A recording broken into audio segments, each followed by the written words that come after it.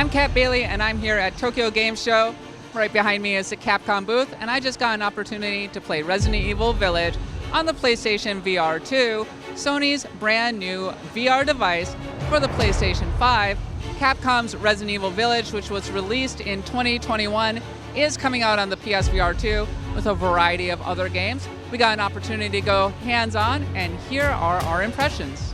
In the Resident Evil Village PlayStation VR2, you might not be surprised to learn that Lady Dimitrescu, who was the breakout star of Resident Evil Village, plays a heavy role.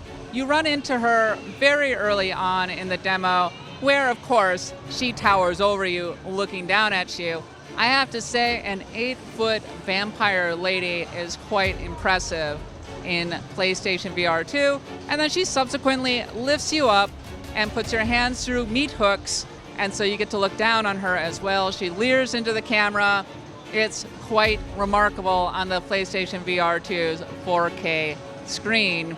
And then you get an absolutely disgusting scene in which you rip the hooks out of your hands and then you have to get down. It's the kind of moment that works really well in VR, and especially for a horror game like Resident Evil Village.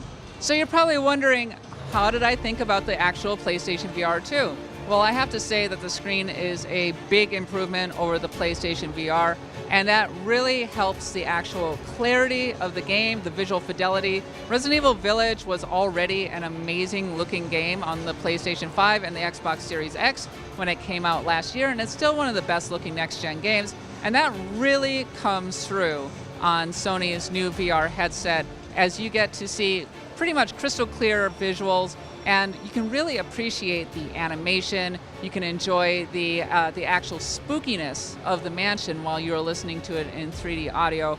My first thought when I was walking up that snowy, winding path was, wow, this is kind of the only way to play Resident Evil Village, in my honest opinion, which makes a lot of sense because Resident Evil 7, which is really in most ways the direct predecessor to this game, was also very impressive in VR, and horror games in general tend to do the best in virtual reality.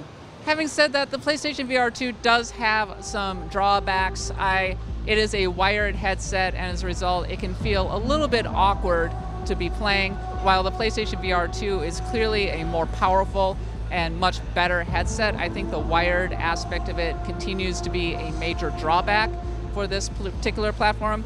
Also, I'm not gonna lie, I got a little bit motion sick. I ultimately had to take a break for a little bit, and a lot of that is to do with that Resident Evil Village is a very motion heavy game.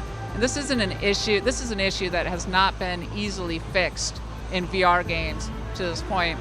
I eventually sat down and I felt a little bit better, but the calibration was somewhat off, unfortunately, my build, so it looked like my head was disconnected from my body a lot of the time in this game.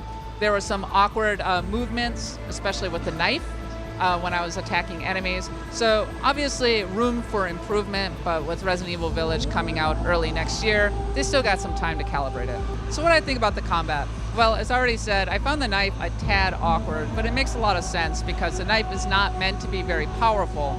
The handgun, however, is much better. Sitting at your side, you reach down and you pick it up as you do in your typical VR game.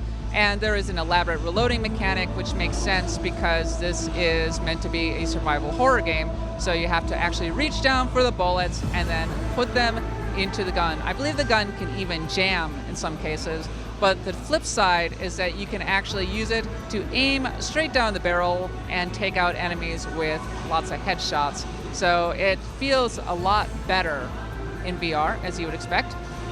You can also use the knife and the gun at the same time. I did not get an opportunity to do that, but it seems to me that the combat options have been greatly expanded in Resident Evil Village.